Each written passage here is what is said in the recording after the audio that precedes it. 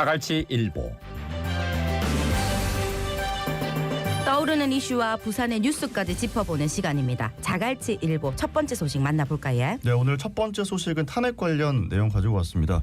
윤석열 전 대통령이 4일 오전 11시 22분부로 파면이 됐습니다. 헌법재판소는 재판관 8인 전원 일치 의견으로 국회 탄핵소추를 인용했는데요. 12.3 비상계엄 122일 만이고 12.14 탄핵소추 111일 만입니다. 이로써 윤 전 대통령은 2022년 5월 10일 취임한 지 2년 11개월 만에 물러나게 됐죠. 예, 대한민국 헌정사에서 두 번째 파면이었습니다. 차기 대선일이 6월 3일로 지정될 가능성이 가장 높다 카대에. 네, 맞습니다. 차기 대통령 선거는 오는 6월 3일 이전에 실시돼야 하는데요. 한 권한대행은 늦어도 14일까지 차기 대선일을 지정해야 합니다. 외신들도 일제 이번 사안에 대해서 보도를 했습니다. 특히 뉴욕타임즈는 지난 4개월간 한국 민주주의 원상 회복력을 입증했다라고 전했고요. 이어서 한국 민주주의가 무모한 지도자를 이긴 방식이라는 제목의 서울발 분석 기사에서 지난 4개월간 한국 민주주의의 취약점 또 회복력을 동시에 드러냈다고 진단했습니다. 아침에도 봤습니다. 계엄 사태에서 우리 국민들의 대응이 즉각적이었고 시민들이 거리로 나와서 군대를 막아서면서 국회가 계엄 해제 투표를 할 시간을 벌었고 또 나중에 헌법재판소가 만장일치로 대통령 파면을 결정했다고 이래 써놨더라고요. 네, 맞습니다. 한국인에게 민주주의라는 건 수십 년간 투쟁을 통해서 쟁취한 것이라고 이야기를 하면서 윤 전 대통령의 쿠데타 시도에 대한 대응은 한국 민주주의의 성숙성을 보여줬다고 평가했습니다. 헌법재판소의 만장일치 결정에 보수 성향 재판관들도 동참했다는 사실은 이 사건의 명확성을 보여줄 뿐만 아니라 이념적 양극화를 극복할 수 있는 능력도 보여줬다고 평했습니다. 이 탄핵 선고 또 그 이후의 상황까지 오늘 2부 조차가 파헤친다에서 세세하게 이야기 나눠보겠습니다. 예, 다음 뉴스 알아보겠습니다.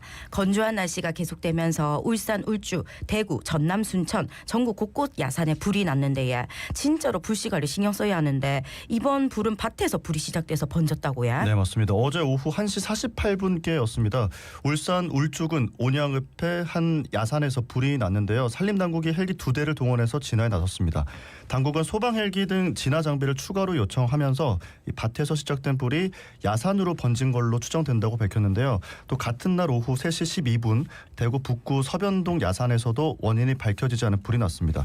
앞서 이날 오후 2시 22분쯤에는 전남 순천시 상사면 용계리의 한 야산에서 화재가 발생했습니다. 산불 진화에 투입된 헬기가 또 추락해서 사망자가 나왔더라고요. 삼가 고인의 명복을 빌겠습니다.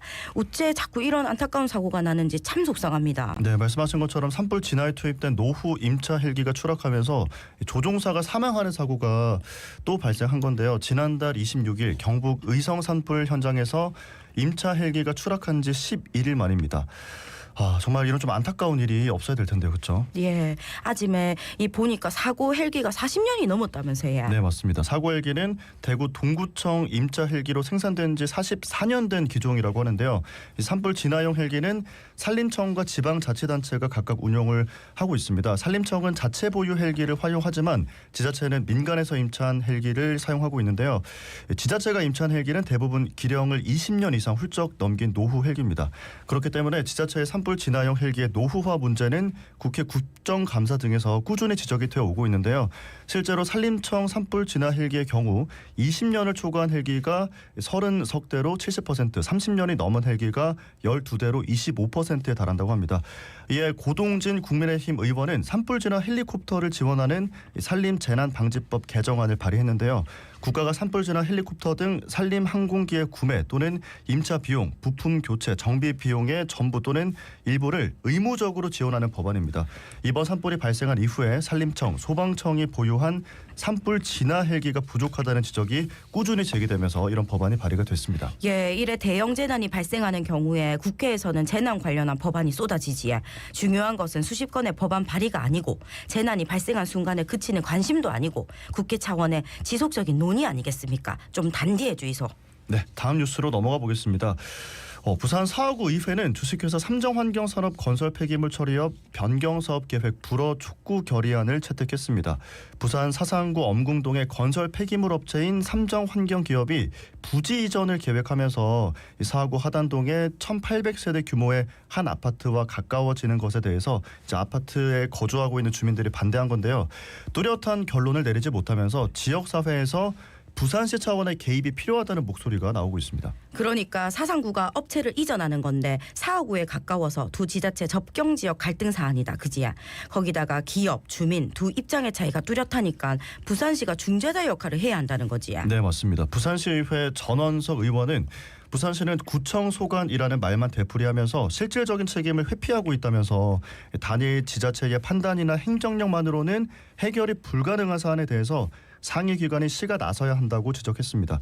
시 중재론자에 대해서 시는 사상구청의 결정을 지켜보겠다는 입장인데요. 사상구청은 부지 이전은 개인 사업자의 권리인 만큼 침해하기는 어렵다는 신중론을 내세우고 있습니다. 예, 근데 부산시가 전에 사하구 지역의 주민들한테 사업계획 승인 후에 보상 절차에 따라서 부지 이전할 계획이다 이래 공문을 보냈었다 아닙니까? 부산시도 이번 갈등에서 자유롭기는 어렵겠습니다. 네, 맞습니다. 시 철도시설과 관계자는 당시로서는 업체가 기존 부지의 인근 땅을 매입해서 영업을 이어갈 것이라고 생각하지 못했다면서 현재 사상구청이 부지 이전에 대해 검토 중이기 때문에 시도 상황을 지켜보고 있다고 밝혔습니다.